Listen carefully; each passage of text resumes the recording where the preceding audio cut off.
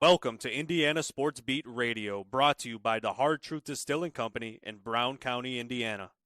So for the thousands in attendance and the millions watching around the world, it's time! 3 on the way. Oh! It went in! It went in! And Indiana wins the ball game!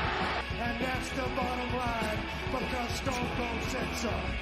Know your role and shut your mouth! You jabroni! Float game for the win! Tyrese! The terror! Don't you open your mouth about that! You talk them through the Rolex wearing, diamond ring wearing, gift dealer, wheeling dealing, limousine light, jet flag, son of a gun. Taylor's gone. Jonathan Taylor. Goodbye, touchdown, Indy.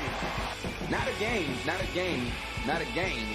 We're talking about practice. I'm never taking a back seat to anybody and don't plan on starting now. Woo! I-U, America. They got a football team now. Pretty simple. I win. Google me. But there's no doubt about it, yeah, you mean Gene Okerlund. You know that I'm the cream of the crop. Oh. Now, from the Hard Truth Studios, here's Jim Coyle. Hey, welcome aboard, sports fans. It is Monday, and coming off of a great sports weekend, and no better way to. Radio, I didn't hit the stop loop button, so let's do that right off the bat. But what a way to start off, other than having Greg Rakestraw with us, the busiest man in all of sports that I know. Starts on Friday nights and doesn't end. Of course, it goes all week. But Greg, welcome aboard, man. Good morning, my friend. How are you? I'm fine. It was a long weekend, a little travel, but that's okay. Into a little travel, most lives must come, but that's part of the gig. No one knows that better than you do, as you bounce from place to place like no one I know. I'm sure your weekend started on a Friday night someplace. Correct. So I had Lawrence North and Lawrence Central as the 5As and 6As began their postseason, and this massive rivalry game, of course, in district, in township game. Final score is 40-9. It was a better game than that would indicate, but make no mistake, Lawrence North was the better team. Lawrence North has been the number one team in 6A now for the last couple of weeks. There's no polls once the regular season ends, but they are 10-0 for the first time in 35 years. I'll see them again. They have Cathedral coming up on Friday night for the sectional championship. And Cathedral has been the stopping point for like LN and LC the last couple of years. Last year, it was these two teams in the sectional final. Cathedral won decisively. Both teams are into the top 10. We'll see how much better LN is than they were a year ago coming up in 4 days. No controversy this week, I hope. No, there was no dramatic ending when it's a 31-point game. And so no need for a letter to the IHSAA from the losing team at the conclusion of this one. Yes, the good to see that. And, of course, the Colts had another not a great weekend, and so there's no way to sugarcoat this. We obviously, Anthony Richardson is someone that will probably be back in the fold sooner rather than later, but it's not a fun situation. No, that's being kind about it. When you make the move that they did, and I understood and agreed with the move that they did, thinking, hey, you've got the toughest stretch of games you've got all season. You think you're improved quarterback play away from winning those games. And the stat line of Joe Flacco looks a lot like the stat line of Anthony Richardson. And the offensive output with Joe Flacco is worse than what you've had with Anthony Richardson. It's bad. I mean, there's no other way to slice it now. Just like in baseball, momentum is the next day's starting pitcher. If you find a way to come out and beat the Bills on Sunday, then I wouldn't say all is forgiven, but you're okay. And again, frankly, the gift that keeps on giving is the AFC playoff chase. because there are 6 teams in the AFC, Jim, that have 2 wins through 2 months of the season. The Colts right now would be the number 8 seed. They are 1 game off of a playoff spot, and they play that team. That's the game in front of them in the Denver Broncos, who got beat by 31 yesterday. All right. So for those that put stock in being a playoff team, when you have not been a playoff team for 4 years, I am one of those people that put stock in being a playoff team. So because of that, all is not lost for the Indianapolis Colts. But this would be about as far away from the desired outcome as the Colts could have possibly had when you make the move from Anthony Richardson and Joe Flacco, and the offense lays the egg in which it did last night. It's not good, and that's being kind about it.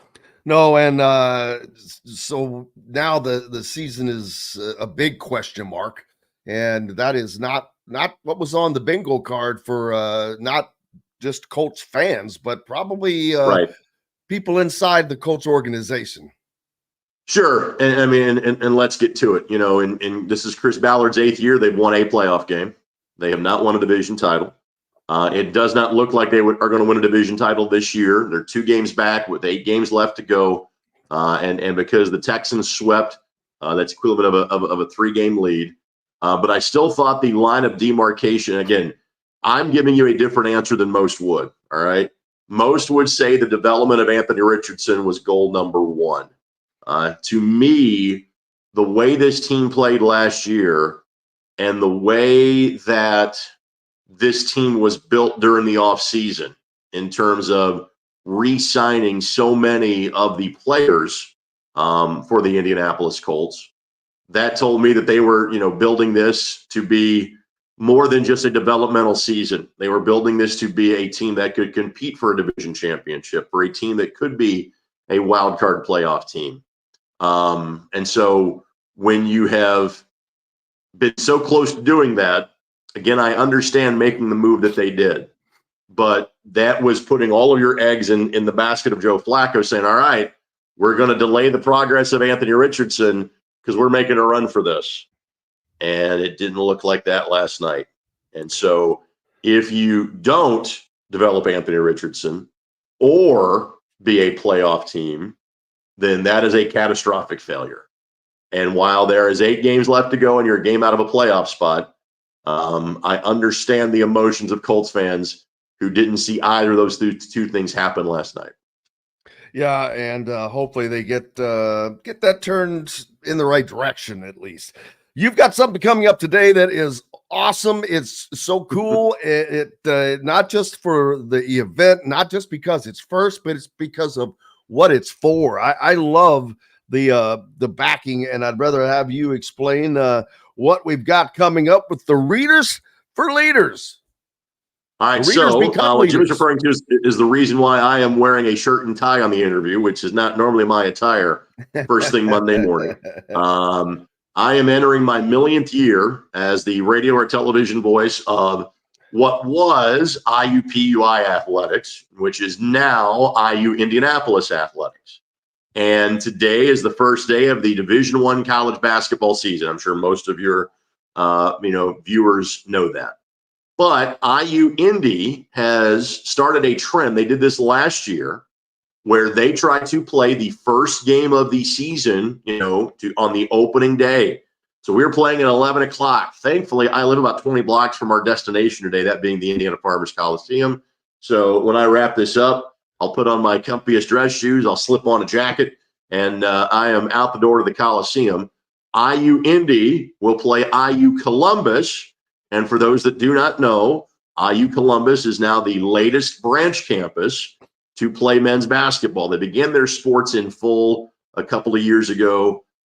They are one of, not counting Indy and Bloomington, 6 IU campuses that have athletic programs at the NAIA level.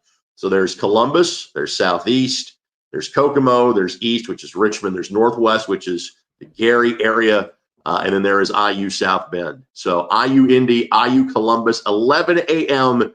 ESPN Plus. And yes, as part of this 11 a.m. effort, there will be 3,500 area elementary school students who earned themselves a field trip and earned themselves having their classroom be the Indiana Farmers Coliseum today because they read enough books to qualify to come to today's game. I think that's awesome. It's a great way of getting kids to do that because let me tell you, that's probably the only way you could have gotten me to read that many books at that age. I enjoy it now, and I understand and wish I would have been a little more studious at the time. But how many of us were at that time? And that's why they do things like this. But I think it's a great way of killing two birds with one stone. Both of them very positive. You get to see it, have fun, and expand your brain. And to be blunt, Jim, it'll be the biggest crowd we play in front of all year. So IU Indy in the last couple of weeks announced that a long-awaited on-campus arena is finally going to happen. Construction is about to get underway. The venue will seat a little more than 4,000, which is frankly all that is needed. For the last decade, the IUPUI men have played at the Indiana Farmers Coliseum, which that for basketball can seat as many as 7,000. The Jags have cleared 4K on 4 or 5 occasions, and one of them was the opening night versus Indiana State. The other ones were field trip games, were games like this where you have, again, kids from schools that couldn't name a player on either team. So they're having a great time at a college basketball game, when they're not in the classroom. So what's the official name of the Coliseum now? Because I know it's changed. The Indiana Farmers Coliseum. Okay. And so wasn't that the original site of the first NBA game? Not the first NBA game. That was the home of the Pacers until 1973. And then the Pacers moved to Market Square Arena at that point in time. So IU Indy will play 3 times at the Coliseum this year. It is still the site of the Horizon League semifinals and finals for both men and women. But the Jags will move back to the Jungle on campus, the 1,200-seat facility that is their primary home, and that'll be the case for the next 2 years before moving a little bit further towards downtown on campus and having a long-awaited brand new arena that belongs to them. During my long and very unillustrious career in media, once upon a time I was the sports information director for the Extreme Bulls Tour by the Professional Rodeo Cowboys Association. They had a stop at the Coliseum, and a bull somehow managed to get to the concourse. The concourse where the concession stands are, and I've never experienced anything like that. But that was crazy. But yeah, that's my from the Coliseum, baby. I would suggest you serve the bull whatever he damn wants. Would be my thought. If he wants some hard truth, give it to him. Oh mercy! What's up next for you, brother? Besides today's festivities, of course. All right. So if you follow me on Facebook, I have deemed this the month of crazy because even by my schedule, what I'm attempting to accomplish in November is a bit ambitious. So I had high school football Friday night. I had 2 college soccer state finals Saturday. I had the Indy 11 playoff game, which they lost yesterday afternoon. Had the Colts postgame show. So I signed off at 2:15 this morning and made it home. And now I'm getting ready to head out the door. Tomorrow I have college soccer and college basketball same day, afternoon night, which is why I voted on Thursday, by the way. Wednesday, I've got a pair of college soccer games. Thursday, I've got a pair of college soccer games. Those will take place in Milwaukee. Friday, I will have high school football. Saturday, I'll have a pair of volleyball state finals. And then on Sunday, the Colts are at home. My schedule is like that all month long. So send your thoughts, prayers, and send cases of Hall's lozenges. I might need them by the time we get to the high school football state finals, which will end the month on November 29th and 30th. And a nice regular induction of some hard truth would probably help that as well. If you would like to send some sponsor prodding my way, Jim, I will happily give you my address. I will not fight you on that. I'm going to get that, as a matter of fact, and get that taken care of in one way or another. Greg, I cannot tell you how much I appreciate you as always. The hardest working man in sports broadcasting people in this state for certain. Appreciate you, sir. Got it, buddy. We'll talk next week. Absolutely. Greg Rakestraw joining me here on Indiana Sports Beat Radio from the Hard Truth Distilling Company studios.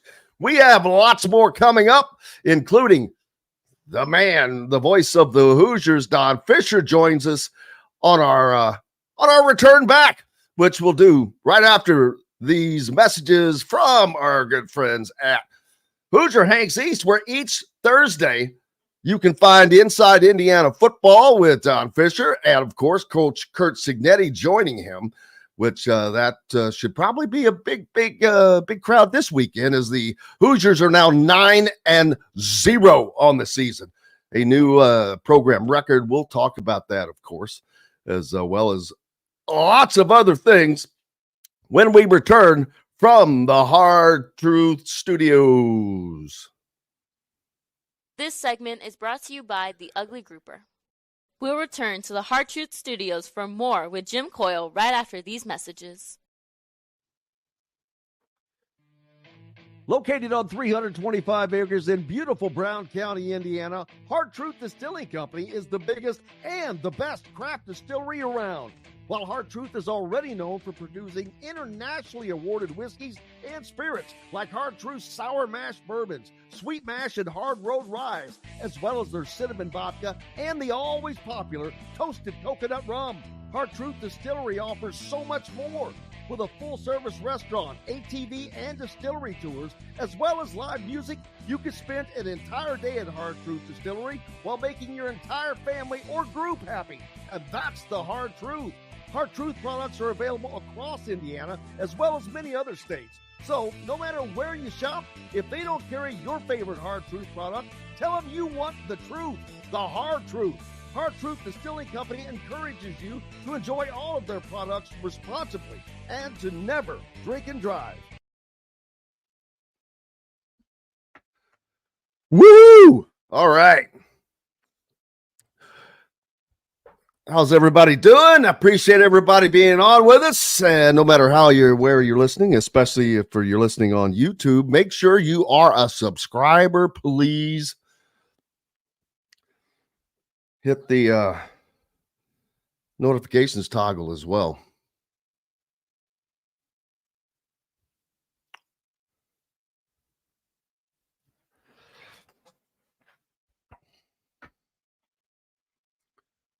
Let's see here.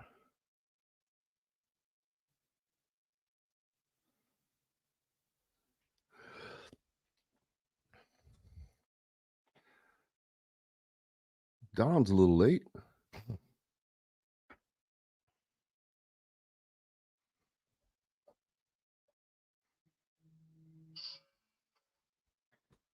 Yes, sir.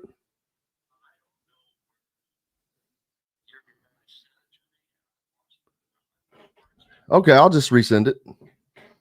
You bet.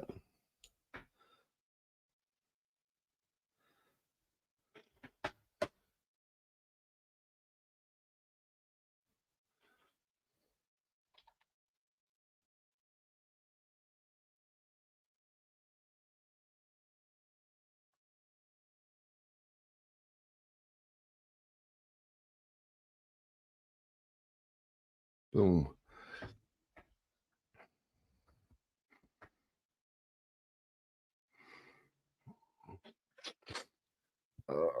Let's see.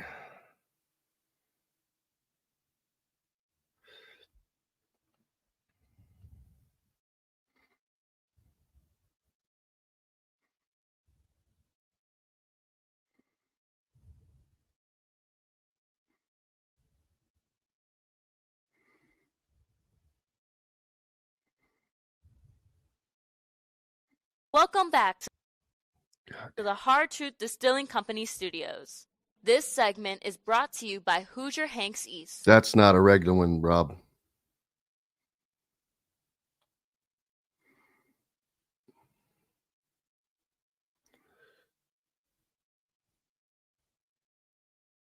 All right.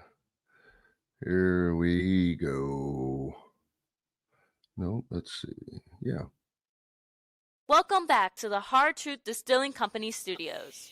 This segment is brought to you by Hoosier Hanks East.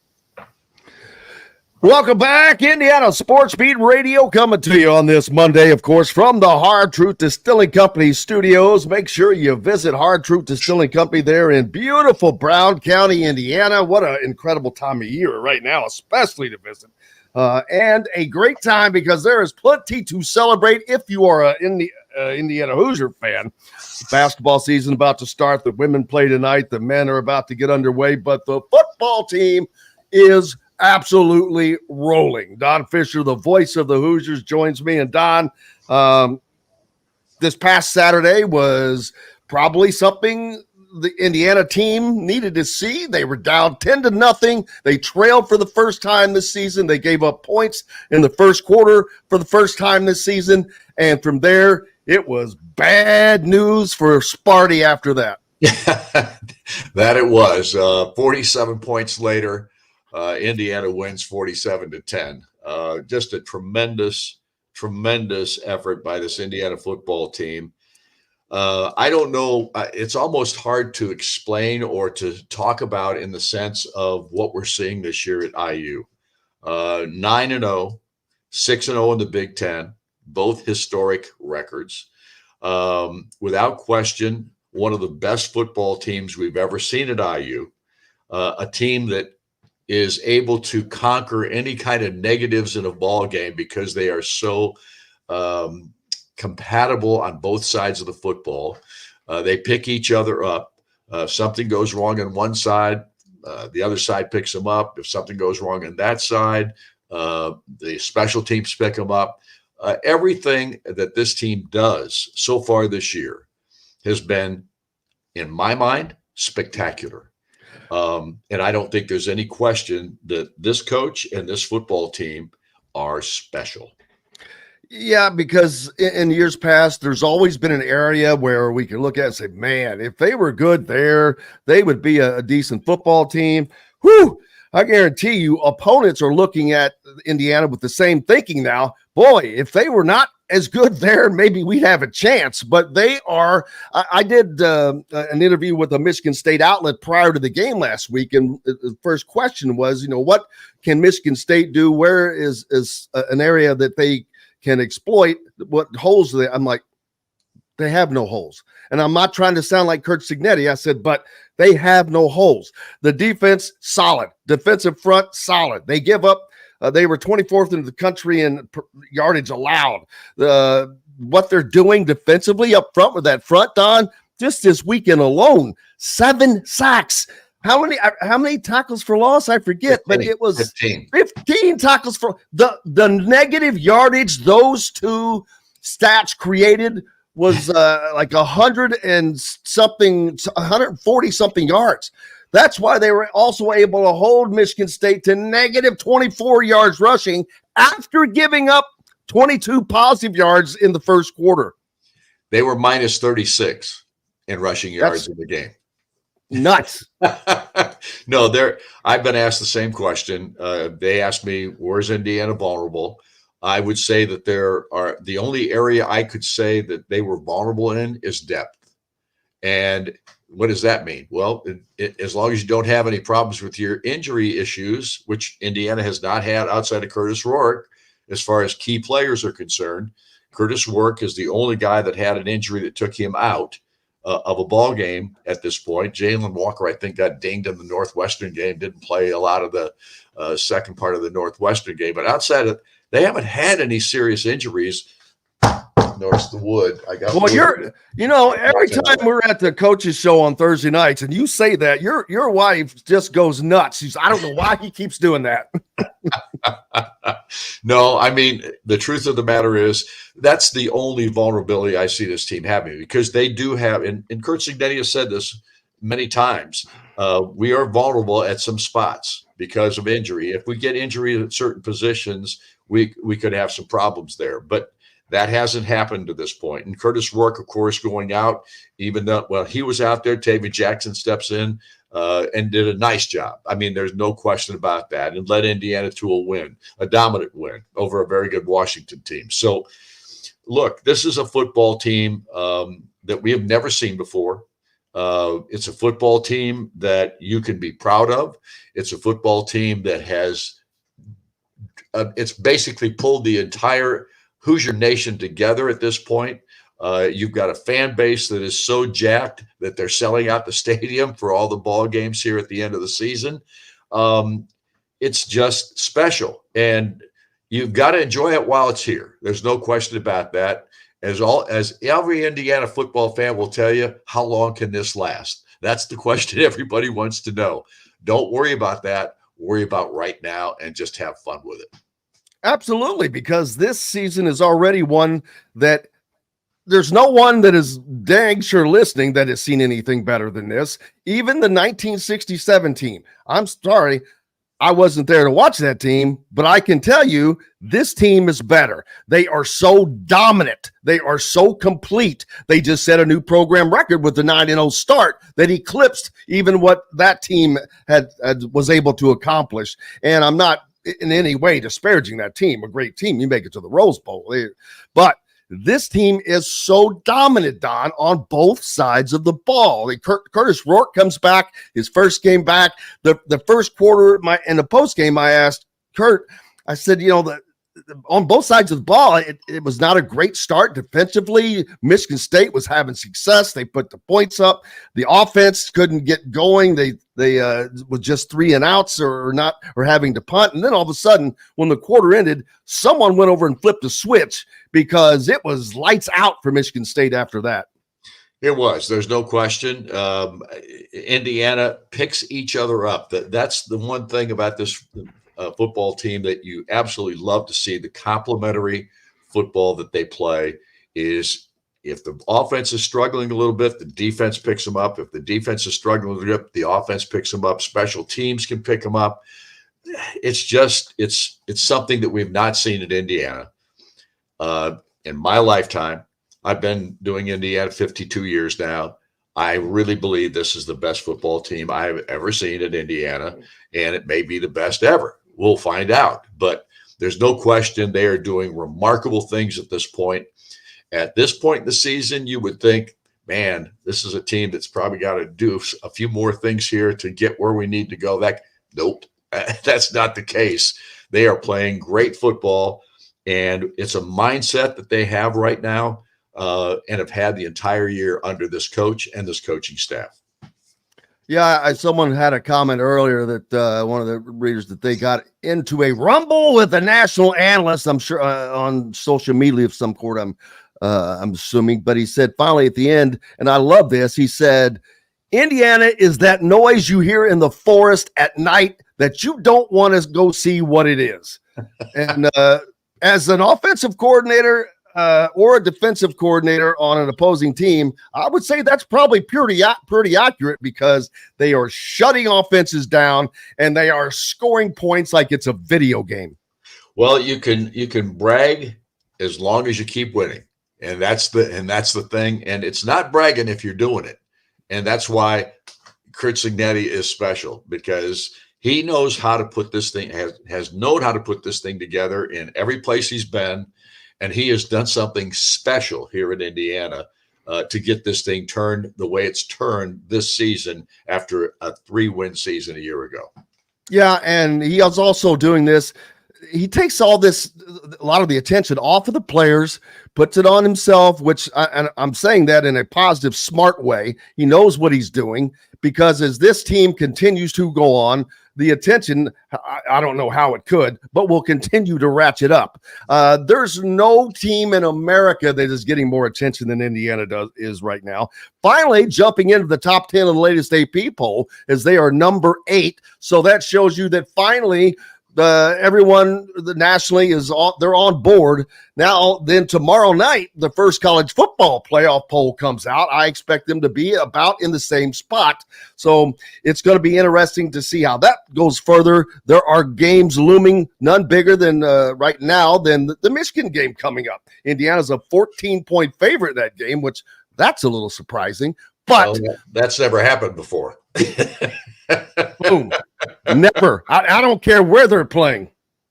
Yeah, that's never happened before. So that's another first here in Indiana. But Michigan is still got talent. They are a football team you cannot take lightly. They've got the tools to get it done if they put it all together. Thus far, they haven't really done that. And obviously, Indiana will try to continue that process for Michigan this year. But this is a ball game that will be just like every other ball game. It's the biggest game of the week. And the thinking process has to be exactly the same for this football team. It doesn't have to be for the fan base, because the fan base right now is giddy with excitement. As we were on our broadcast Saturday, I'm going to have to stop being giddy on the air with what we're seeing. But it's hard not to be. It's hard not to be. Exactly right. It is. It's very difficult. But here's the thing. What you're seeing right now is historical. It's obviously 9 wins, 6 in a row in conference play as well. No Indiana team outside of the 67 Rose Bowl team has ever done anything like this at this point. So obviously, and we're talking 136 years of football, Don. Right. 136 years, people. So that what is happening is more than remarkable. I think everyone knows that. But then there's a lot of fear. People talk about, oh my God, how can they keep Cignetti and all that? That's other questions down the road, but I don't see that being a problem. I'll tell you why. I've said it many times. He's doing something that no one has been able to do at a place where no one said it was even possible. And why would he go to an Auburn or a Florida where people have won? That's been done there. He's doing what nobody else has done where it's never been done. Why would he want to leave? He's in the Big Ten. As long as Indiana pays him, which I'm sure that they will, I think that he'll be quite happy at Indiana. I'm not going there. That's why I get to do that. I'm not going there. Yeah, we'll certainly find out, but that moves forward. But what's up next for you? I know we've got the coaches shows coming up. Double duty starts soon for you. When does the coaches show start? Well, the coaches show for basketball it's sporadic this year. It's not the same as it has been in the past. We'll have a women's show coming up next. That's on November 11th. That's the next women's show. And then we have a men's show on November the 18th. So this year, we're doing both the men's and women's shows. They're both an hour long. The women's shows will be hosted by Austin Render. The men's shows obviously hosted by me. And we're not having a show on a weekly basis. We have some shows that are back to back, but because of the schedule and everything, the way things are working out now, we've cut back 2 shows this year. We usually have 15 coaches shows for the men, and this year it's down to 9, and the women will have 4. So, and the women's shows will all be 1 hour long. Austin Render will host those. I've got the Woodson shows, of course, when I do it. So the next show is a women's show on November the 11th. Absolutely, and we'll find out this Saturday. A huge game for Indiana. Like I said, they welcome in the Michigan Wolverines, sold out. And that's sold out to mostly Indiana fans, as opposed to in the past, several Wolverines fans would have been there. But this is Indiana people, man. And we've got basketball coming up on Wednesday night as Indiana opens the regular season against Southern Illinois University Edwardsville. And we look forward to bringing you the play-by-play of that one. That will be on Wednesday, of course. And then we got Kurt Cignetti on Thursday. Then we got Michigan on Saturday and Eastern Illinois in the second men's basketball game coming up on Sunday. So busy week. Busy week for the voice of the Hoosiers, Don Fischer. Thank you, sir. We appreciate you. Thanks for having me. See you. You betcha. There's the voice of the Hoosiers, Don Fischer, joining us here from the Hard Truth Studios. And make sure you man, it's a lot to keep up with now with the coaches shows all going. The football coaches shows continue. The college football poll comes out. How long is Indiana's season going to last? We don't know. I'm telling you, my opinion has not changed other than instead of 11-1, I truly think this team is going to go 12-0. I think they upset Ohio State. We'll talk more about that later in the show. But I truly believe Indiana is a more complete team, a better team, and I don't think the noise is going to bother them at Ohio State. It will affect the game, sure. That wasn't they took the crowd out of the game up in Michigan State. And I if you go back and look at my Twitter, I took a photo with 10 minutes remaining in the fourth quarter. It was virtually, the picture shows an empty stadium. 10 full minutes left in the fourth quarter. They knew it was over. They're like, we're out of here, man. Mark says the cheapest ticket on a secondary market he can find, $242. People, I told you, did I or did I not tell you to get your tickets weeks ago? I did. And let me tell you something else you better start getting. You better start getting your tickets to the Big Ten championship game in Indianapolis, because Indiana is going to play Oregon in that game. You're going to have 12-0 Oregon versus 12-0 Indiana playing for the Big Ten championship. And the deal there, the winner of that game, they get a bye in the college football playoffs. So that would allow Indiana off for even a longer bit of time. If they were to lose that game, they would play on the 20th or the 21st. But I think that that'll end up being a home game in Bloomington. I really do. So there you go, Jamie. That's it. I'm telling you, you get them now, because you're going to wait till they're expensive, until you don't get as good of a ticket. Indiana's going to that game. I just believe that from following this team, from watching how they do everything that they do. And the other night just cemented that. Michigan State is a solid team. You saw what they can do offensively, but the adjustments Indiana made, crazy. We've got lots more coming up here on Indiana Sports Beat Radio. Dustin Dopirak will be joining us as well. Back with more Indiana Sports Beat Radio, whatever. We come back from these messages. This segment is brought to you by RE/MAX Advanced Realty, Indy Homes Pro Teams by Cheryl Sizemore. We'll return to the Hard Truth Studios for more with Jim Coyle right after these messages. Located on 325 acres in beautiful Brown County, Indiana, Hard Truth Distilling Company is the biggest and the best craft distillery around. While Hard Truth is already known for producing internationally awarded whiskeys and spirits like Hard Truth's Sour Mash Bourbons, Sweet Mash and Hard Road Ryes, as well as their cinnamon vodka and the always popular Toasted Coconut Rum. Hard Truth Distillery offers so much more. With a full-service restaurant, ATV, and distillery tours, as well as live music, you can spend an entire day at Hard Truth Distillery while making your entire family or group happy. And that's the Hard Truth. Hard Truth products are available across Indiana, as well as many other states. So, no matter where you shop, if they don't carry your favorite Hard Truth product, tell them you want the truth, the Hard Truth. Hard Truth Distilling Company encourages you to enjoy all of their products responsibly and to never drink and drive.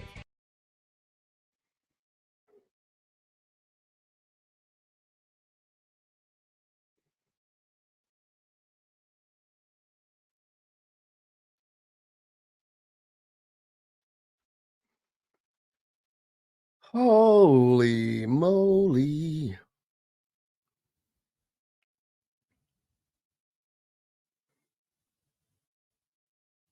I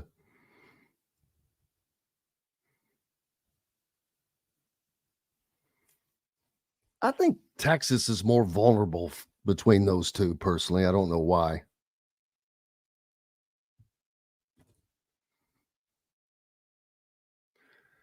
Yeah, it could be, but Michigan has a stout defensive line.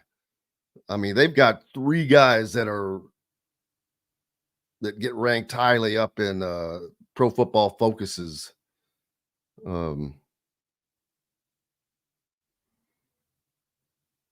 that's it, man. I'm telling you. And this is nuts. I mean,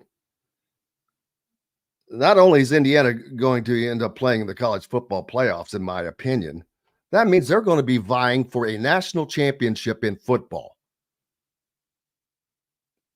Just let that soak in for a minute.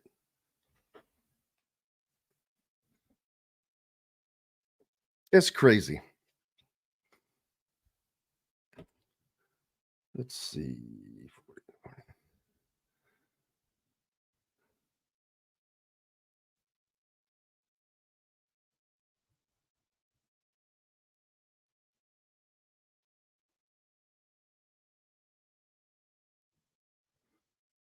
Brandon, we'll get to that when we come back.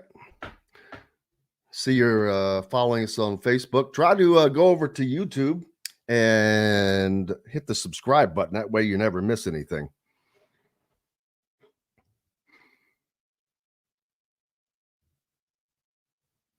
Let's see here.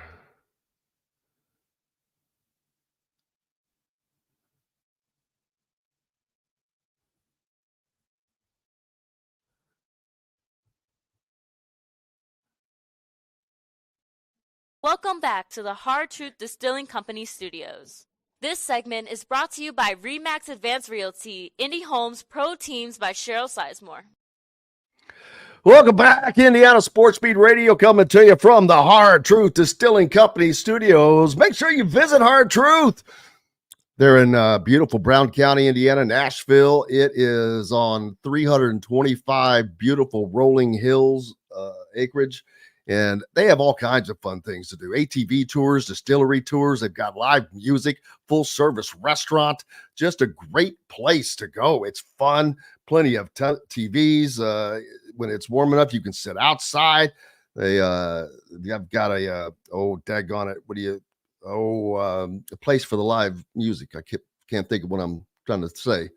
Amphitheater kind of a deal, and cabins to stay overnight. It's just an incredible place. And of course, their unbelievable spirits, their hard road ryes, their sour mash bourbons. They have a line of products that is just incredible. Welcome back, though, to the Hard Truth Distilling Company studios. As Brandon asks, do you think Cignetti's success puts more pressure on Woodson this season? Yes, in essence, but of course, no one would ever acknowledge that. But I don't know that you need that to do that. I think that there's enough organic pressure because this is year 4, and they have spent millions of dollars via NIL money. They've got one of the best. Well, they've got the best team that they could buy, in essence, which is okay because that's perfectly legal, completely legal now. But yes, you've got the team that you wanted, and the guys that you wanted. So you really should be exceeding expectations, and we'll see. They get that opportunity. They need to make a deep run into the tournament. In my opinion, they need to be in the second weekend, and I'm not talking about the Sweet 16. I think they need to make an Elite 8 run at a minimum. So, I mean, yes, I don't know how much that has to do with it itself. There's enough organic pressure there to me. But when you do see the football program that, first of all, turning a football program around is like trying to turn the Titanic with a John boat. To pull the back end of the Titanic around with a John boat or 5 or 10. That's nearly impossible to accomplish, but it has happened. This, not only has this football program been turned around, this is the historically worst program in Division I history. And they're not coming off of a so-so season either. We're coming off of a 3-9/1-8 year. Bam. It's magic. But enjoy, like Don said, and I keep telling people, enjoy the ride. Enjoy the hell out of it. Not that I think that's going to end. I don't. I think it's going to continue. But enjoy it. As a matter of fact, we're going to hear from Curt Cignetti in just a minute. Coming up this week, Courtney Cronin from ESPN, you grad, will join us, as well as Derek Mobley, also joining us. I think Derek's with us on Wednesday. Yes. And Courtney will be with us on Thursday. Derek Mobley, you might not know his name, but let me tell you, you know everything he does. He has directed the 15 college football championships. He is currently the director of Monday Night Football. His resume is pretty deep. He's been with ESPN for 33 years. So a lot of accomplishments there. I saw Todd Hallowell with a comment earlier. Thanks, Todd. Todd's a big time fisherman, people. I'm talking about, the ones you see on ESPN and all that, and very, very successful. Met him last year on a plane, and super, super great guy. Give Todd a follow and watch his exploits, man. He just whoop. He's the newest Bill Dance.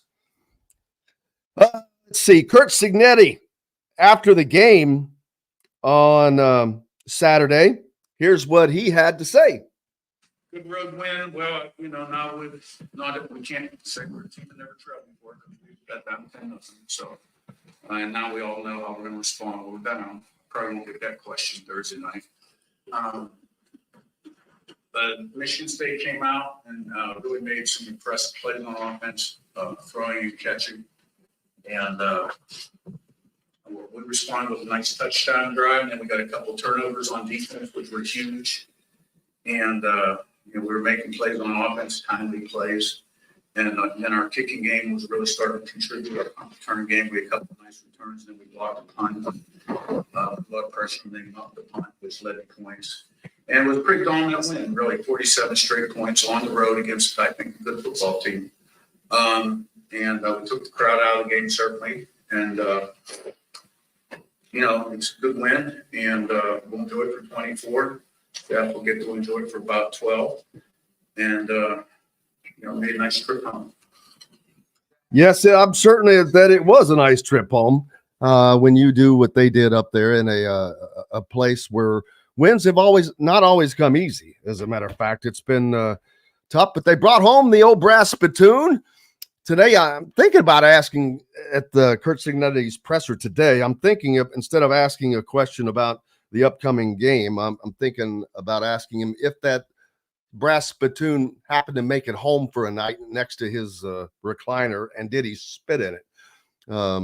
That's kind of a tradition that I saw some of the guys enjoying, but not, nasty, just it's more symbolic than anything else. But it was a huge win for Indiana. How many trinkets are there? There's the brass spittoon, there's the old oaken bucket. I think there's nothing between Michigan. So those are the only two, I believe, right? So they fully expect to have all of the hardware in-house this year, which would be something that doesn't happen often either for Indiana. The AP poll came out, as I mentioned. Indiana jumped to number 8 finally, moving up like 5 spots, I think it was.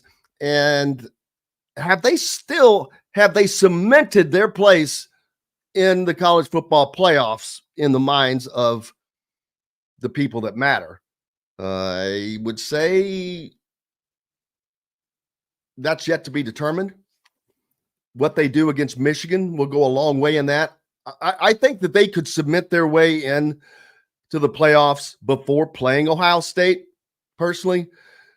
But you also have to remember that the SEC will more than likely get I don't know how many teams, and it's Georgia's going to get in for certain. Texas will get in for certain. I think Tennessee probably gets in for certain, and they would really like to get Alabama in, even though they have 2 losses, sitting down at 11th right now, the AP poll. A lot of this is going to be determined, though, too, by these the 5th conference champion, which automatically they don't get a bye, but they get into the 12-team playoff. They could be ranked, 25th. That's what sucks about that deal. That 5th champion could be ranked, 25th. Hell, they could be ranked. They have to be in the top 25 to make it in, but they could be ranked as low as 25th in the college football poll and make it in, which I'm not a fan of that. But Notre Dame, there's a team that's kind of a fly in the ointment. Now SMU has become a little bit of a fly in the ointment as they are making some noise in the ACC. I believe they're still undefeated. And Clemson goes down hard over the weekend to Louisville at home, in which that has never happened, I don't believe. So Clemson kind of took care of itself there. And Pittsburgh also taking an L. That hurt. Louisville just now into number 25. Illinois dropped out, and Missouri dropped out. And now, so others receiving votes that matter. Missouri is one spot out. South Carolina, who got fined $250,000 for storming the field after their win over Texas A&M, which that was a huge loss as well. Jamie said he was on the Michigan fan board last night. Very few think they have a chance Saturday. What Indiana did to Michigan State at their place has already set their minds to concede this game, as they should, because the game in the big house between Michigan and Michigan State was a one-score game in which, first of all, they allowed Michigan State to score 17 points, and Michigan was only able to score half of what Indiana did. So, yeah, I expect the same thing. Again, this Indiana offense is just a juggernaut because it is so multifaceted, and there are multiple facets within the facets. That's what makes this team so dangerous. The offensive line doing an unbelievable job. As a matter of fact, again, I talked about all the great things that Indiana defensively did against Michigan State. All those tackles for loss, 15. But Michigan State, 3. That's on the offensive line. Sacks. Indiana had 7 sacks. You know how many Michigan State had? Big old goose egg. Offensive line protecting its quarterback. Stock yardage, -61. Tackles for loss, -86. Add that together, people. Was that 147 negative yards?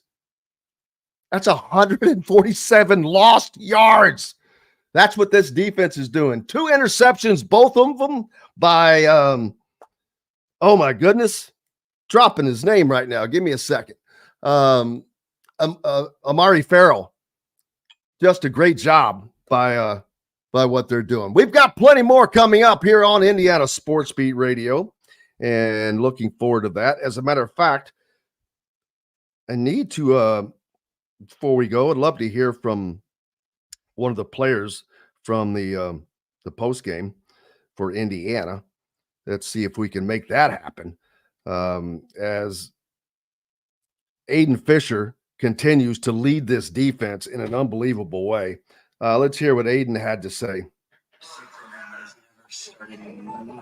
If I'm not mistaken, what does that mean to you, if anything? It just means we got another opportunity to go 10-0. So just kind of keep building on it and go to next week. It's an old loss, right? But for you all to kind of have that punch early, you respond. How much does that age kind of help you? I think it's huge. A lot of veterans that know how to win. So, when you get scored on quickly and some things that are just out of your control, you got to have a team that's seasoned, that's veteran to respond to some adversity when you get it. And I think we did a great job getting it. That's Aiden Fischer talking about this weekend's win over Michigan State up at Spartan Stadium. And we've got lots more coming up. Dustin Dopirak from the Indy Star is going to join us on our return, and we'll bring all of that to you from the Hard Truth Distilling Company studios. Make sure you are visiting Hard Truth there in Nashville, Indiana. It's what a great time of year to do so. We'll return with more from the Hard Truth Studios right after this. Located on 325 acres in beautiful Brown County, Indiana, Hard Truth Distilling Company is the biggest and the best craft distillery around. While Hard Truth is already known for producing internationally awarded whiskeys and spirits like Hard Truth's Sour Mash Bourbons, Sweet Mash, and Hard Road Ryes, as well as their Cinnamon Vodka and the always popular Toasted Coconut Rum. Hard Truth Distillery offers so much more. With a full-service restaurant, ATV, and distillery tours, as well as live music, you can spend an entire day at Hard Truth Distillery while making your entire family or group happy. And that's the Hard Truth. Hard Truth products are available across Indiana, as well as many other states. So, no matter where you shop, if they don't carry your favorite Hard Truth product, tell them you want the truth, the Hard Truth. Hard Truth Distilling Company encourages you to enjoy all of their products responsibly and to never drink and drive.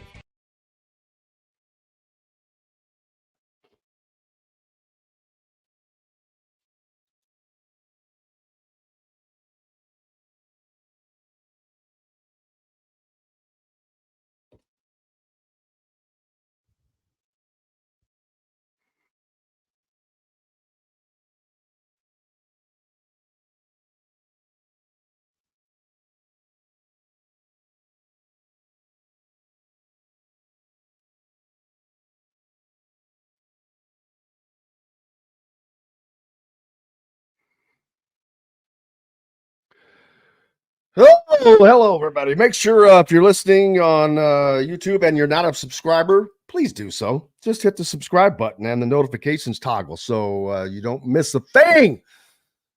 Like our post-game shows, added interviews like from today when we go to the pressers and speak with Coach Signetti, post-game with Signetti and all of the players. That way you don't miss any of that.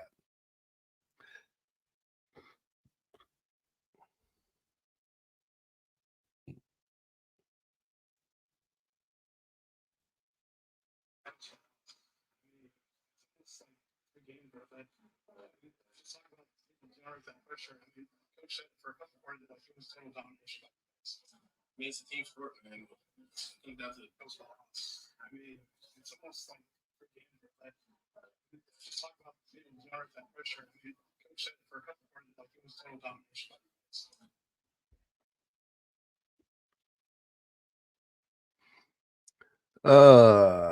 Man, Miguel Camara was awesome as well. Defensively for Indiana, they were just monsters, man.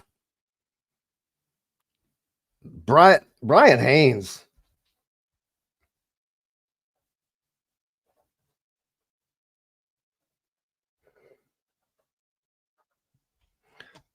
Talk about wanting to keep Signetti. Indiana better keep their coordinators as well. It's going to cost them, but boy, oh boy, you think it's not worth it? Football is the engine that drives the economic athletics train. Don't forget that, people.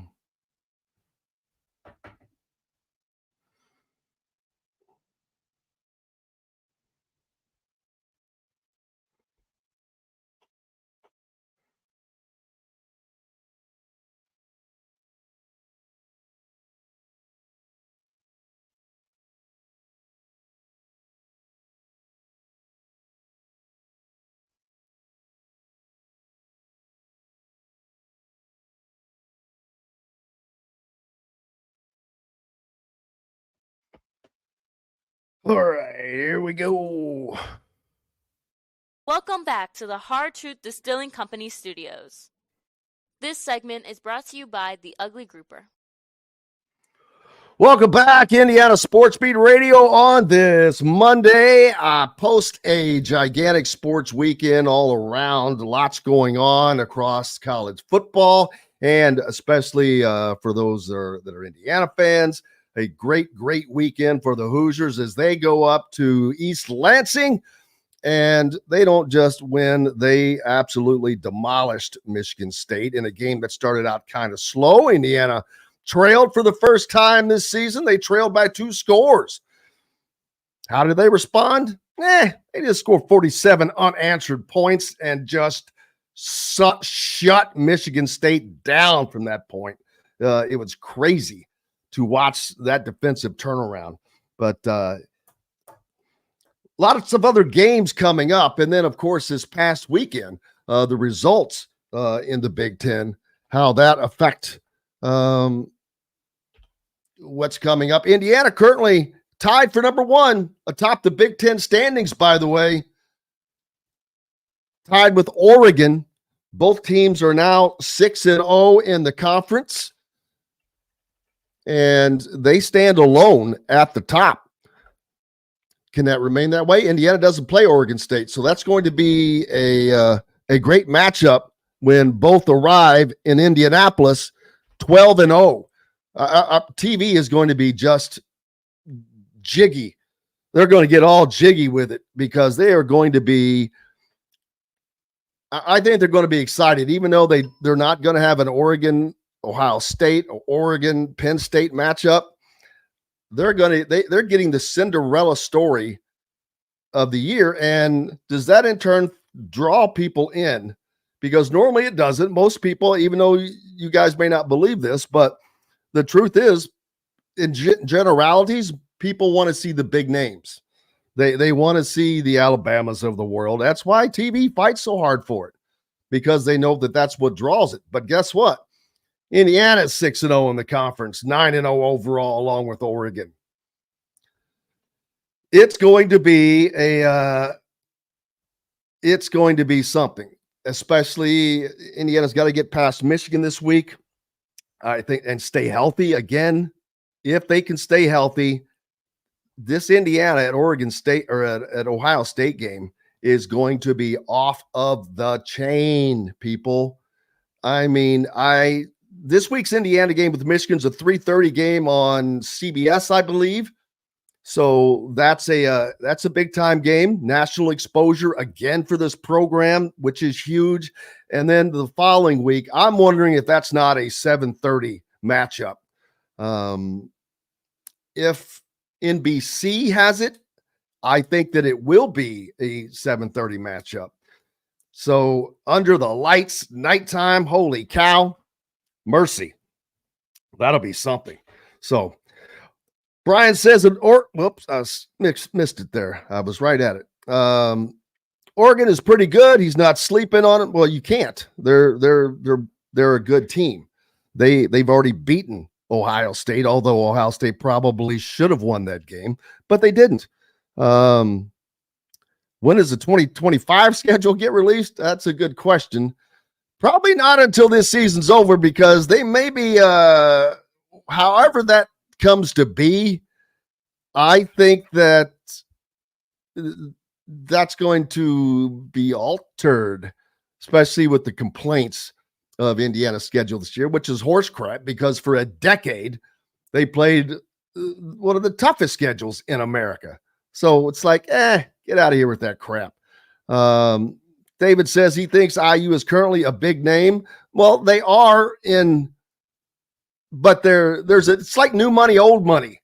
You know, the Alabamas, the Ohio States, the Penn States, the Georgias, these are traditional football powers. Indiana is far from a traditional anything in football other than a traditional doormat, a traditional loser. Let's face it, they have the most losses heading into this season of any Division I team ever. I think that changes by season's end, because Northwestern will probably pass them. And this weekend, speaking of results, let's look at that. USC, man, how bad is USC now?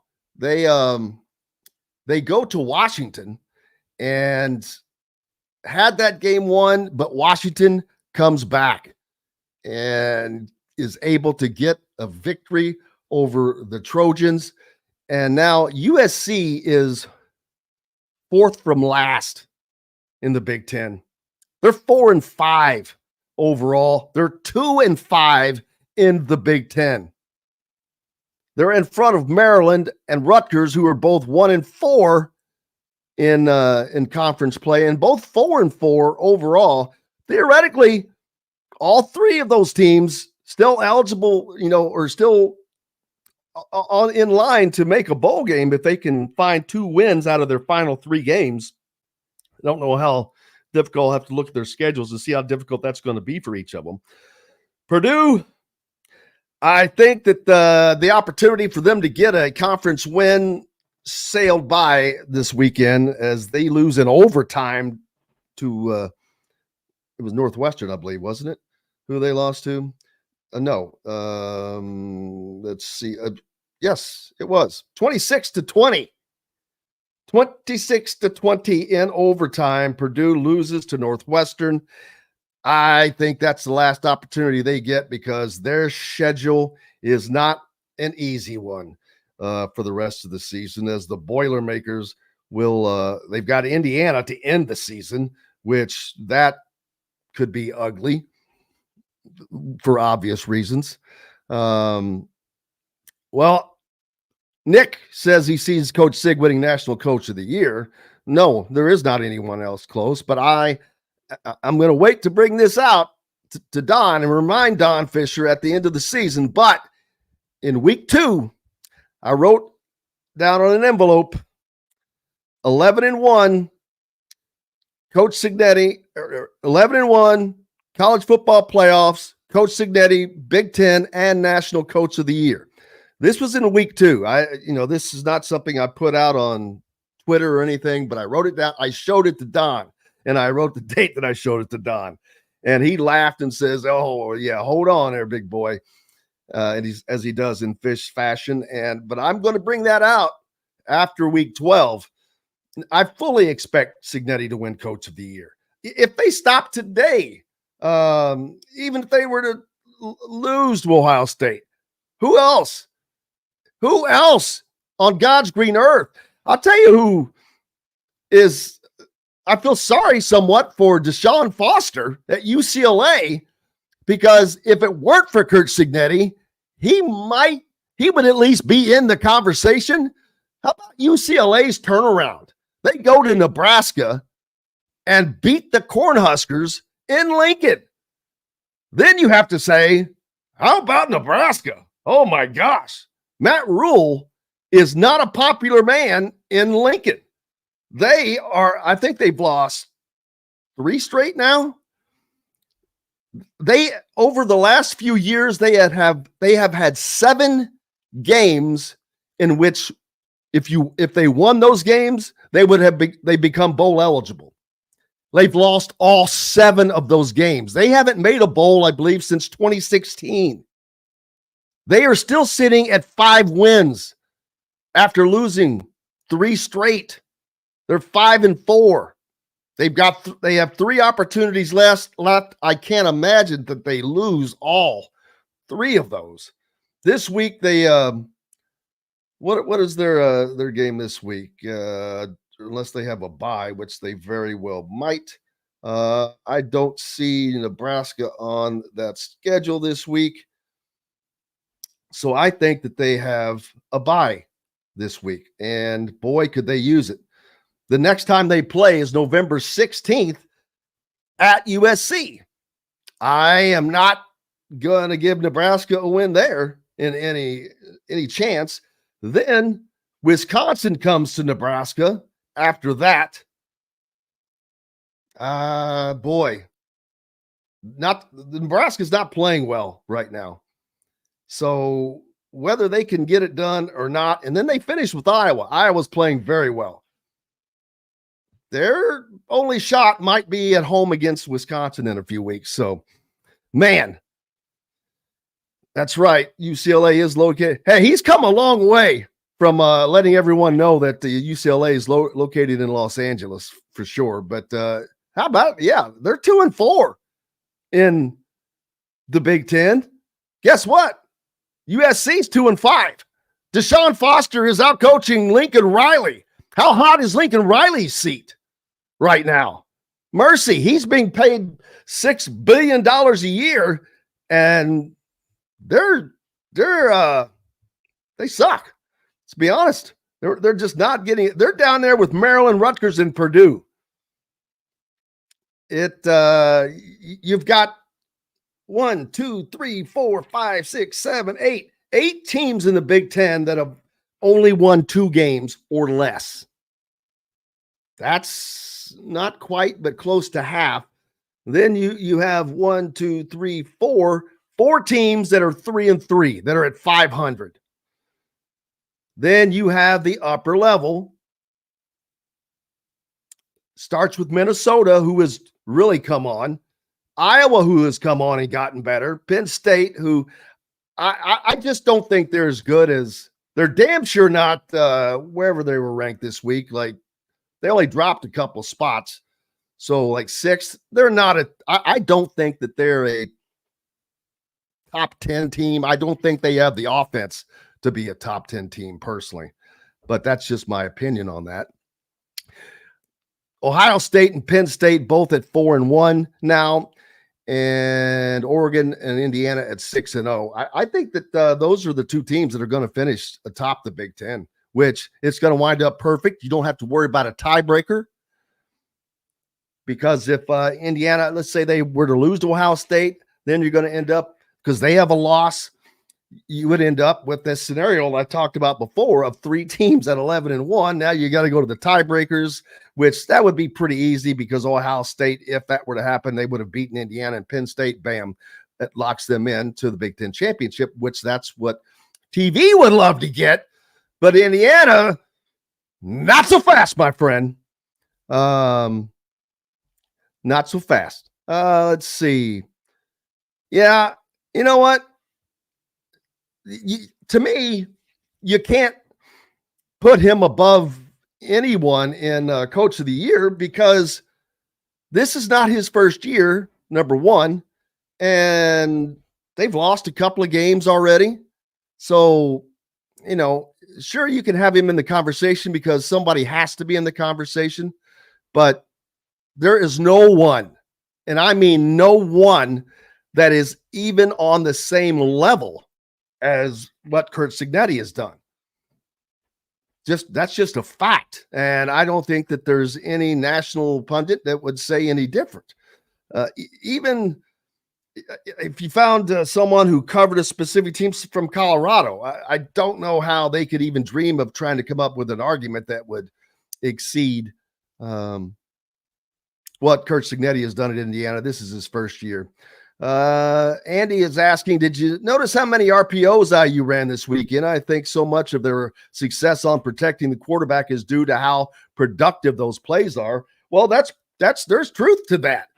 And that goes back to Curtis Rourke making great decisions. That's why having him in there is so important. He makes great decisions. No one's perfect, but man, he has done an unbelievably spectacular job running this offense. And, while Miami scored like 52 points this past weekend, Indiana will remain second in the country in scoring offense. But that's okay. It doesn't matter. It's not a race about that. But being consistent, yeah, they're number 2 in the scoring offense behind Miami, averaging over 46.5 points per game. They're a point, less than a point behind Miami, so pretty close there. Then you've got teams like Boise State, Ole Miss, UNLV, SMU. But here's the thing. You look on the other side, and scoring defense, still sitting at number 7, the Indiana Hoosiers, only allowing 13.6 points per game. I'm trying to look down through here and see what crossover there might be. And I have not seen any yet as far as teams in the top 10 on offense and defense. Iowa State had been up there. They dropped out. They're on the defensive side. Penn State is on the defensive side, but certainly not offensive side. Indiana there, number 7. Ole Miss, number 6. They had been up there pretty high. Oh, they are. Ole Miss, the only other team that I believe is on both sides of that top 10 list. There's Ohio State on the defensive side, Texas, and Army, but neither one of those on the top 10 offensive side. So Indiana and Ole Miss, only teams top 10 on both sides of the ball after 9 games. Think about that. After 9 games. So, yeah, some people think that. There's no doubt about that. I don't think that they're going to look at that. Well, Indiana won't look at it that way. I can tell you that. There's too many things involved there. And without beating, I'm not going to beat that dead horse. But Brian says, hopefully some of this football momentum and excitement will wear off onto the basketball team. Well, it doesn't work that way. This football team is operating the way they are simply for one reason. Well, that's not true, not one reason, but the number one reason is because of coaching. Period. End of story. They are coached very, very, very well, but they are also coached very, very, very consistently. The same things are demanded of them, but they also have high demands themselves. They have high standards themselves. They have bought into doing what they're doing. That's why they're doing it. That's why they continue to do it week in and week out, because they see the success that comes from it. It's working. There's no reason to change it other than just making it better. But it comes down to that. It doesn't matter what sport you're talking about. It's coaching. You've seen basketball teams through the years that were incredible defensive teams. It's not an accident. It doesn't just happen. You have to work on it. Doesn't matter what you're doing in life, your job. People that are really good at their jobs, there's a reason for it. There are reasons for success. Yeah, sometimes luck plays into it. We're not talking about that here. We're talking about over the long haul, consistency, seeing things. There's just no doubt now you have to have the players. You have to have the athletes. You have to have the guys that will not only buy in, but believe in what is being taught, led, coached, etc. And if they do and are able to do that, that's where success comes. You know, you add a little luck to that, well, then now you're over the top. But I've noticed that the better teams get luckier, if you know what I mean. Mrs. HSS says, if when IU beats Ohio State, they play Oregon in the Big Ten title game, and if when Indiana beats Oregon, they are the number one team in the country. That would be nice and a possibility, to be honest with you. And I hadn't thought about that. I'm going to be honest with you. How could you not make them the number one team in the country if that were to happen? Because they would be one of, if not the only, undefeated teams remaining. Even if Miami goes undefeated, they would have not beaten the number one team in the country in one of the two best teams in the conference in the country. So, yeah, I never thought of that, but that is, oh my God, that just let that one soak in for a minute. And the only reason I'm allowing my conversation to go there is because it is a possibility. Indiana can beat Oregon. I think that there's no one in the Big Ten that they cannot beat. I'm not saying that they're going to win that game right now. I'll wait till we get there. I do think Indiana's going to be there undefeated. I will go there. But, wow, yeah, that one, man, you threw me for a loop there. That's not something I had even considered because there's so much else going on. But, wow, wouldn't that be something? Indiana women's basketball team plays tonight. Don't forget. of course. I mentioned Brian Haynes earlier, Indiana's defensive coordinator. What a stinking job he's done, man.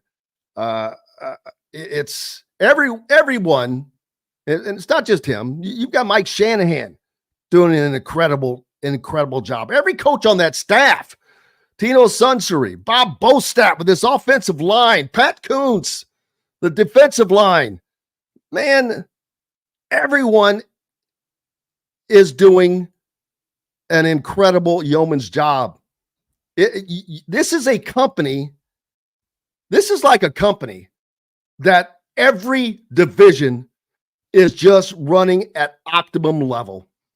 That if this was a company that produced multiple products, they are the number one or close to the number one producer in every product that they are producing. It is crazy. And for it to be happening at a place where winning itself has just been a struggle, it's fun to see. What is the environment going to be like on Saturday for Michigan coming in? I know Indiana fans are salivating for a win over. This would kind of complete something else too. Indiana, has anyone else played? I'll have to look to see. Has anyone else played Washington and Michigan already and beaten both of them? Because those are the two teams that competed in the national championship last year. That would give Indiana wins over the reigning national champion and the national runner-up. Another little feather in the cap for Curt Cignetti, who also just became the first. He's the only Division I football coach in Division I football history to go to start a season 9-0 at two different schools in back-to-back seasons. 8-0 he set the record at 8-0. He went 10-0 at JMU last year to start. Now he's at 9-0, so now that record is 9-0. So no one has done 8-0, which that's him. Now he's at 9-0. I'm pretty confident he's going to go to 10-0 and just continue to eclipse these crazy records. A man who sits in a beat-up old blue recliner. You got to love it. Absolutely have to love that. We've got lots more coming up here on Indiana Sports Beat Radio and looking forward to it. We'll hear some more from the Indiana players over the weekend and go back into all the happenings that happened in college football. See who is doing well in the college pickups as well. And we'll get to your comments because they are loading up. It's hard to keep track with all those, but we've got lots more coming up, and we will do it when we come back from this break from the Hard Truth Distilling Company studios. Make sure you are visiting the Hard Truth Distilling Company. They're in Nashville, Indiana. Perfect time any day of the week. Go out there. Great time to take the family or just friends. Great place to go out and meet, watch a game. They have live music. They've got it all, but most importantly, they have got some of the best spirits. They are the largest and the biggest and the best craft distillery around. They do things and they do them right. They're not trying to do them on this mass level. They just make quality products.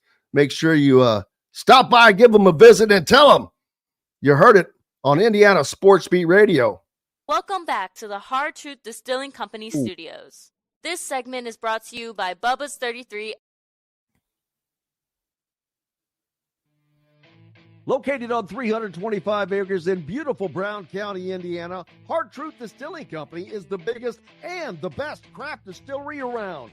While Hard Truth is already known for producing internationally awarded whiskeys and spirits like Hard Truth's Sour Mash Bourbons, Sweet Mash, and Hard Road Ryes, as well as their Cinnamon Vodka and the always popular Toasted Coconut Rum, Hard Truth Distillery offers so much more. With a full-service restaurant, ATV, and distillery tours, as well as live music, you can spend an entire day at Hard Truth Distillery while making your entire family or group happy. And that's the Hard Truth.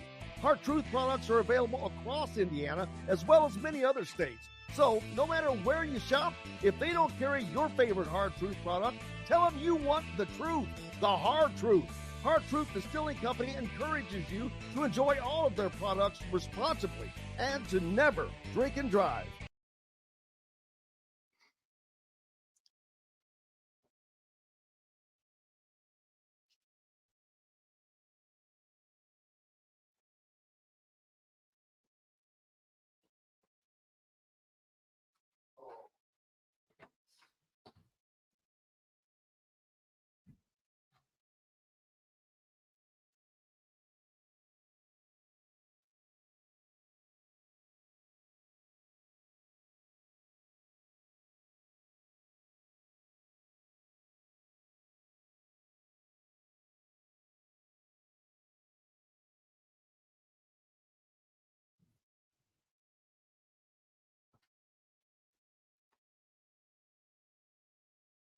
Oh, man.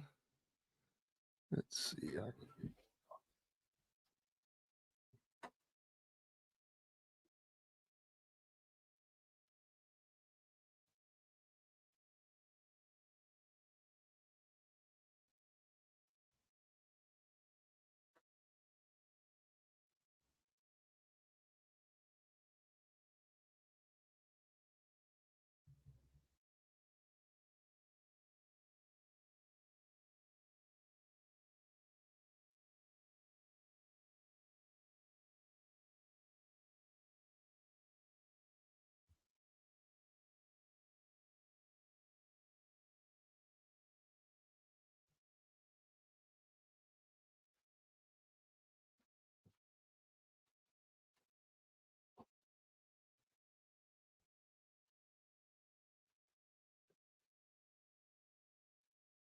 All right. Make sure, everybody, that you have subscribed to the YouTube channel so you don't miss a thing. Hit notifications and the like button. Man, don't forget to hit the like button. And give me a follow on Twitter at Jim Coyle ISB. There you go. You see it right on the screen there. All right.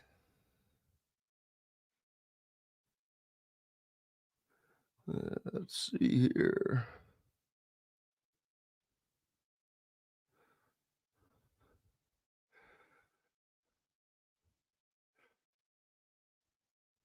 Welcome back to the Hard Truth Distilling Company studios.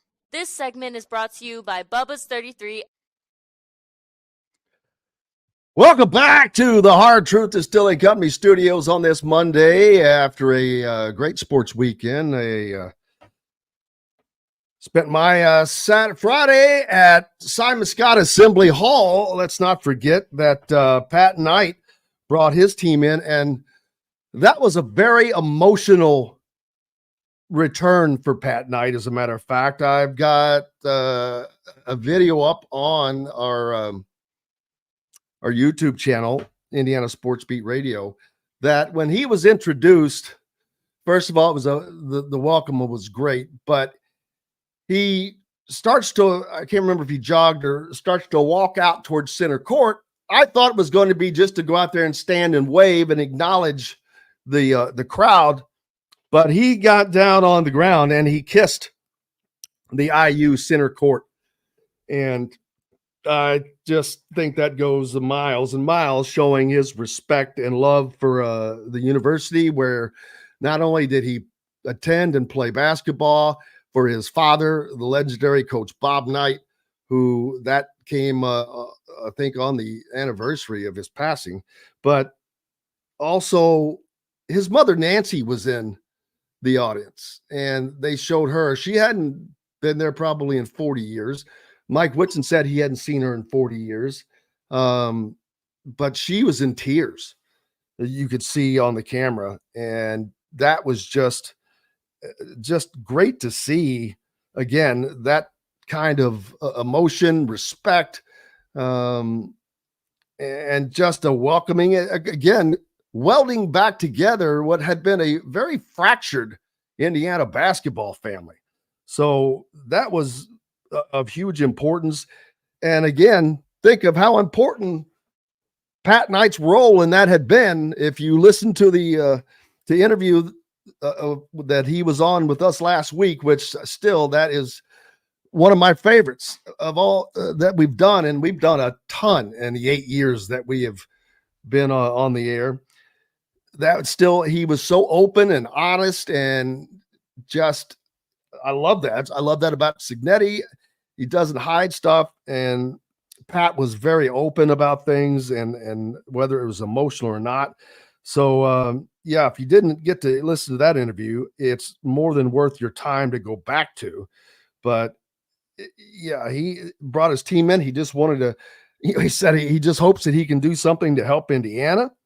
And I don't know how much they did that, but it was a fun time for him to be able to do that. But to get to talk to him last week was really, really cool. And looking forward to getting him back on the program, because we will do that. We'll follow everything that Marian University does. And I've got to be honest, show more of my ignorance, which that usually doesn't take much, but I was not aware that Marian University was in Indianapolis originally. I thought Marian University was in Marion, Indiana. And then I noticed the spelling was different. Marian University is M-A-R-I-A-N. Marion, Indiana is O-N. And Marian University is in Indy, of course. But yeah, I did not know that. So you learn something new every day. And I always enjoy learning. But having him on last week was just a really, really fun time. And then he spoke to the media after that game. Let's hear what Pat had to say. Take us through kissing the court. Something you thought about ahead of time, spur of the moment? What was that? Spur of the moment deal. This place is a special place. I mean, I grew up here, and I had a key to Assembly Hall. And so this was not great. And the visitor locker rooms are still shitty from when I was a young kid. I used to play in that locker room. They haven't changed the carpet yet. But this is like home to me. And so it's just kind of, it's special to be back, friends, family, just university. It's a special place for my dad. And so, and Woody's here now. So it was just great coming back. I mean, it was really like emotional. It's just excitement and just fun. Was there any one moment, like some people say when I walked out of the locker room, I felt it. When I got to the bench, I felt it. Was there anything like that for you? Just when you walk out, all the fans are talking to you and everything. And then I look behind our bench, I got, my mom, my wife, teammates and everything. And so it was great. I couldn't ask, besides the outcome, I just couldn't ask for a better, situation tonight. It was special. You were on one end of the court, Woody on the other. What do you think you're going to thought about that moment? Oh, he loved it. Yeah, I mean, Woody's one of his all-time favorites, and one of the greatest players here. Then you got Copper down there. We tried recruiting Jordan, but we were too far away down at Texas Tech, and I won't blame him. But so it just been special to see. You got Dr. Ray, Tim Broad, just everybody, Scott Dolson, and so I think he's looking down and enjoyed the moment.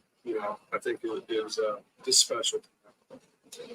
As an opposing coach, how do you kind of grade Indiana's performance? Obviously, new team, a lot of new players. This is things out. Yeah, I mean, it's great for me. And I was just hoping we were trying everything, but we're young and undersized. But I know these, especially the transfers, because I scouted them the last couple of years, out west. And I really like this team. The personality. And the one thing you learn scouting, it's not just the talent. And these kids, I know for a fact, their intel's off the charts, not just basketball, but it's human beings. And I think that's very important. That talent, and you got good people off the court, their work ethic. And I told Woody when they signed these two kids, because I saw them a bunch last year and Bottle, the year before. And I think this team's going to be very good. Not just because of their talent, but because they have the right mindset. Woody coaches are hard. These kids take our coaching. And they came from good programs here. So I think, they got shooting. They got guys that can drive. They got mid range. You know, they got size inside. They have everything we need.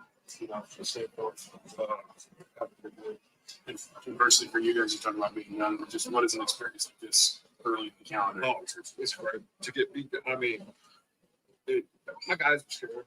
You know, you can tell. I mean, this is the biggest crowd they play all year. I mean, they're playing against. You know, I told them, I was like, guys, I scouted 3 of these guys last year. You know, in person. So, and this is a legit team. You know, and so it was good for us. You know, we'll have a lot of tape. I wish it'd be better for them. You know, we're trying to, you know, try stuff, trapping and stuff, just so them at least get something a little bit out of it. And but for me, I mean, we'll watch this. We won't. I think we play Monday. We won't start our league until Sunday because we'll watch this tape all day tomorrow. It's great for just to show these guys, you know. Because I told them I was worried about them not competing, like being deer in headlights. And that's what this situation is great about. And you know, we'll talk to them a lot about their body language, the defense not getting back, just playing hard. So for me, it was great. Just from the standpoint that we got beat in the way, you know, they beat us handily, but it's good for these kids to learn just what the next level is all about. What do you like most about Rice and Carlisle? Rice is very smart. Very good mid-range game, great with the ball, sees the floor. Gets it up the floor, either off the dribble or the pass, unselfish, work ethic off the charts, and high IQ. I mean, this kid battled health-wise the year before. I mean, the kid's a warrior. Carlisle, I think for him it's going to be, we always talk about in the pros, when I was at the Pacers, free agents or trades, like a change of environment.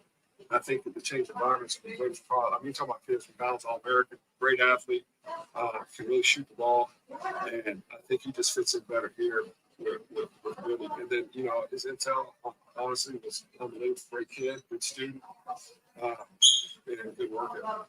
How weird was it? How weird was it to come and sit on the other bench? Oh, it sucked. I mean, because it happened to me. What happened when I was on that other bench? We got our ass kicked, but it was. But I was so screwed up. I haven't been here. I thought they moved the benches. I had asked Dave Pillar. I was so confused because I never come out of his locker room. So I actually asked Dave. It's like, "Would you guys move the bench?" And he was like, "Man, you haven't been here, so you never come out of that locker room." That's how confused I was. How used I am to being on the other bench where you went. But it was great. You know, I can't. I mean, just to come back, it's just one of the greatest things ever. What about what's your fondest memory of this place, whether as a player or just with your dad, or just being in here? Just being here at practice as a kid, you know, with these players. You know, people understand. My parents didn't teach me the birds and the bees. They didn't teach me. I learned it all from those players. You know, so I lived a different lifestyle. I learned everything from those guys in the locker room. And so I always got this was my playhouse. You know, I came here and I remember running remote control cars.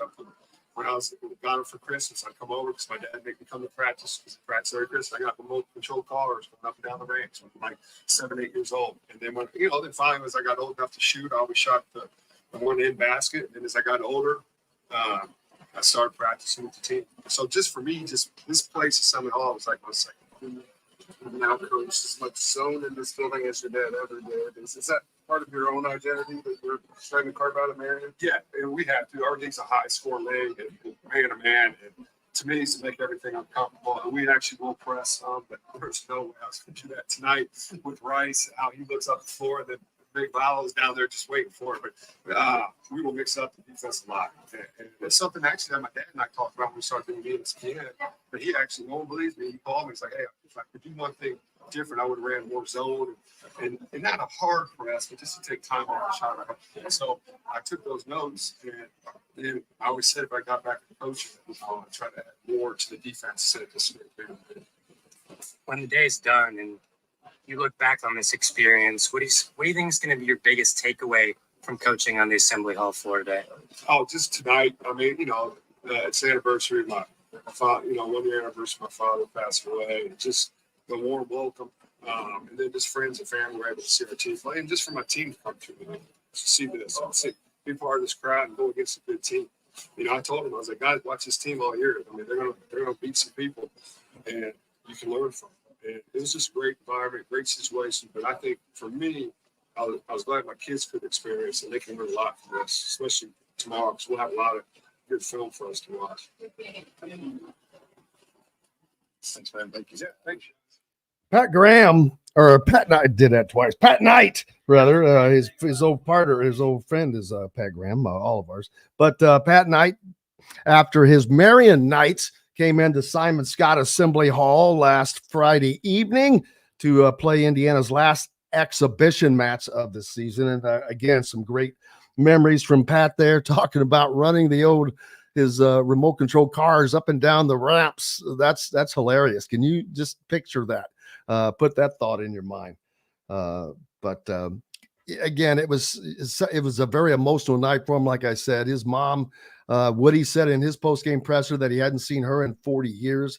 And she was in tears when Pat came out. So just an overall great experience for the Indiana basketball program, because there had been so many factions. I mean, because you had the Bob Knight group, which was large, 30 years nearly of players there. Then you have the guys that came after that, the Tom Crean guys, and then you had the guys that followed. And so this was a way of bringing that all together. Last year, Pat was a big part of that. You know, he said with us last week that without him, it doesn't happen, that he kind of led that charge, which I know there was a lot of other people that were helping, but Pat is the guy. That was who Coach Knight was closest to. So fun to see that, and great. I got to talk to Pat briefly afterwards as well, just to say hi to him, and what a super individual.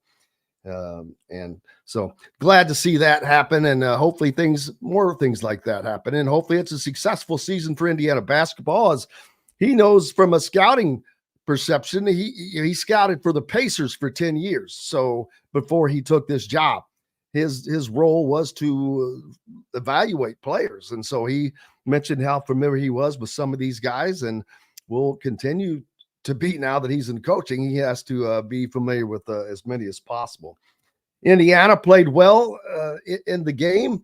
They started out in the 3-point shooting department kind of slow again, and hopefully that will change for the Hoosiers as they get further and further into the season. But it was good to see you had a lot of combinations out on the court for that game. A lot of everyone got to play that was available to play. I think Anthony Leo and Kanan Carlisle were not available, so they did not play in that game. But everyone else did. And this was in the first half. I think I sent a tweet out that everyone has been on the floor except for me already for Indiana as they took on the Marion Knights. And what do they get from that? I don't know, because they are obviously much more talented, and it's hard to get everything out of that you can. But just going through the motions of game motions, it should help you, because you're going against someone other than yourself. And Indiana would end up shooting 24% from behind the arc in that game, which was a much better than how they started the game. But looking at the guys who put shots up, Mackenzie Mbako was 2 of 5. Luke Goody still looking to find his rhythm, because he's along with Mbako, he's one of, if not the best 3-point shooter, but only went 2 of 9 in the game, and all 9 of his field goal attempts were from behind the arc. So that's what you're going to get from him, though. He's going to be putting them up from behind the 3-point line. He's not going to be shooting 2-pointers, which Indiana needs a guy to shoot the 3. Ja'Kai Newton hoisted up 3 of them, but it was in his first outing. Went 0 for 3, but good to see him out there. I'll tell you one thing. You can see the athletic ability of Ja'Kai Newton. He says he's 100% healthy, and man, you can just see that athletic ability that he was able to exhibit. He definitely has it. Bryson Tucker, that is a guy that, man, I know this was against an NAIA team, but I don't care. He was 9 of 12 on the night. He had 23 points to tie for the scoring leaders with Luke. No, it's minutes. Sorry, my bad. I was going to say, I didn't think anyone got close to him, but I'm trying to get there you go. Get that to move out. Ballo ended up with 16 points, but Bryson Tucker would lead the Hoosiers with 19 points. Malik Renew with 18, but Bryson Tucker, 9 of 12 from the field on the night. That's good no matter, I don't care who you're playing. Just hitting shots like that, pretty good. In 23 minutes of play, Bryson Tucker is probably going to work his way into being the sixth man. He's good. He's good at basketball. He is smooth. He is not impacted by the moment. So that's a guy who I thought Luke Goody was going to be the first non-starter to make an impact for this team. I've changed my mind. I think it might be Bryson Tucker. And boy, he sure showed why the other night. We've got to take a quick pause for the cause from the Hard Truth Distilling Company studios, and we'll do just that as we'll return with more after these messages, brought to you by our good friends at Reynolds Family Dentistry down in Southern Indiana. If you live down there in the Sellersburg area, Clarksville, we're all around. Go see Dr. J and keep up with that championship smile. We'll be back with more from the Hard Truth Distilling Company studios right after this. This segment is brought to you by Reynolds Family Dentistry in Sellersburg. We'll return to the Hard Truth studios for more with Jim Coyle right after these messages. Located on 325 acres in beautiful Brown County, Indiana, Hard Truth Distilling Company is the biggest and the best craft distillery around. While Hard Truth is already known for producing internationally awarded whiskeys and spirits like Hard Truth's Sour Mash Bourbons, Sweet Mash, and Hard Road Ryes, as well as their Cinnamon Vodka and the always popular Toasted Coconut Rum. Hard Truth Distillery offers so much more. With a full-service restaurant, ATV, and distillery tours, as well as live music, you can spend an entire day at Hard Truth Distillery while making your entire family or group happy. And that's the Hard Truth. Hard Truth products are available across Indiana as well as many other states. So no matter where you shop, if they don't carry your favorite Hard Truth product, tell them you want the truth, the Hard Truth. Hard Truth Distilling Company encourages you to enjoy all of their products responsibly and to never drink and drive. Woo!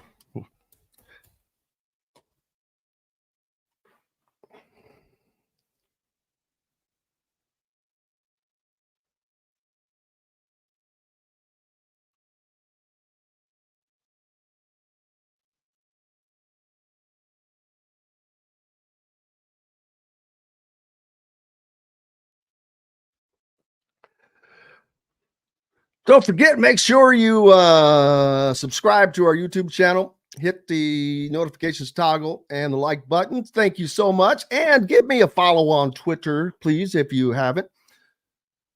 Oh, let's pull up the yeah. Let's pull up the college pick'ems. Not that I think I've done anything, because I don't.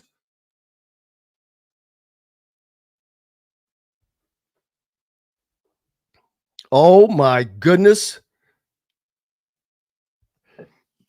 Oh, it was a bad week. I was 44-44 going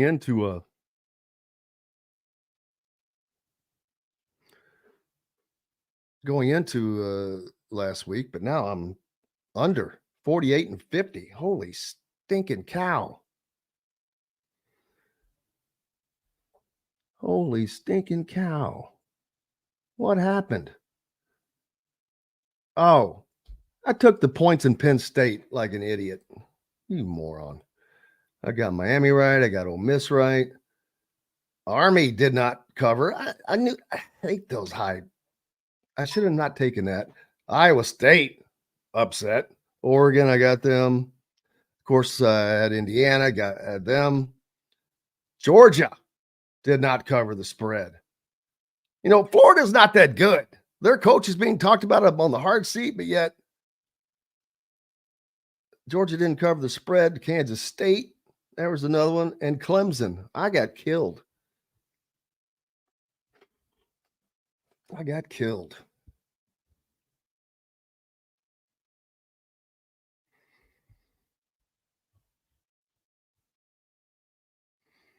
All right, we're about to go back. Let's see the group.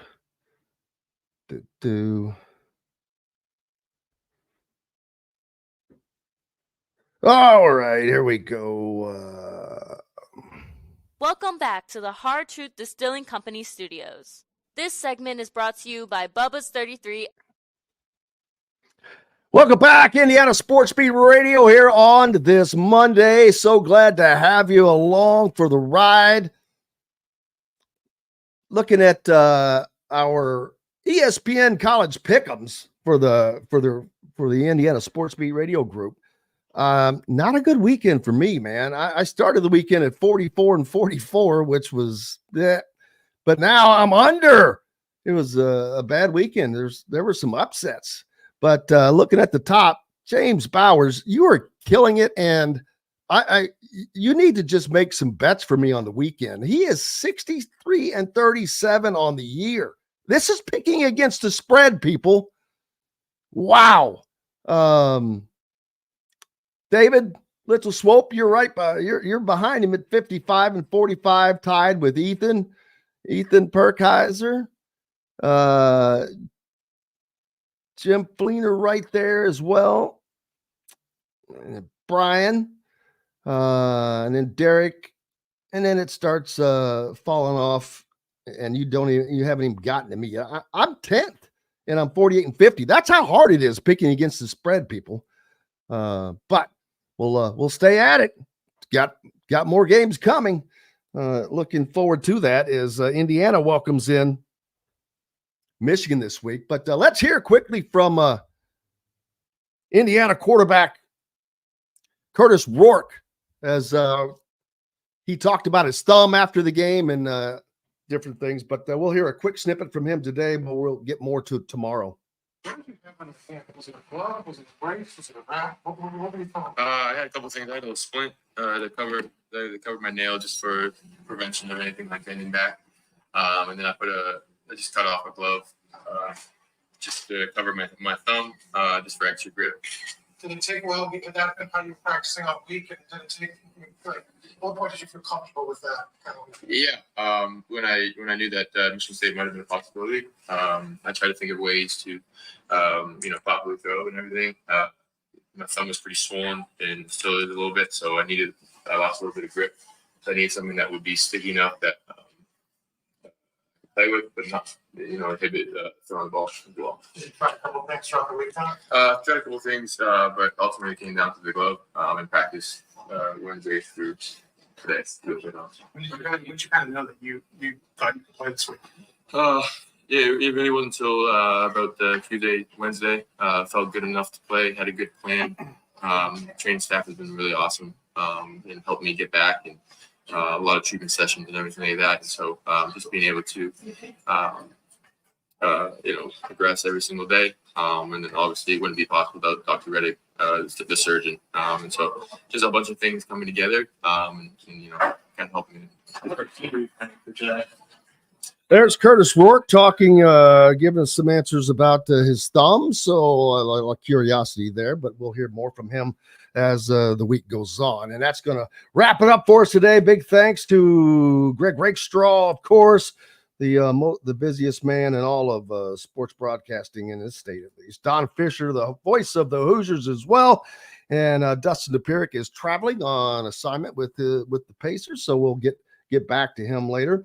And appreciate each and every one of you for joining us on the program today. Stay with us all week. We're back tomorrow to do it again. Until then, I'm Jim Coyle. I will see you on the radio. Thanks for listening to Indiana Sports Beat Radio. Be sure to subscribe to our YouTube page for more clips and team coverage of Indiana basketball, football, and more. You can also find full episodes and tons of other content on thehoosier.com. We'll see you next time for another edition of Indiana Sports Beat Radio.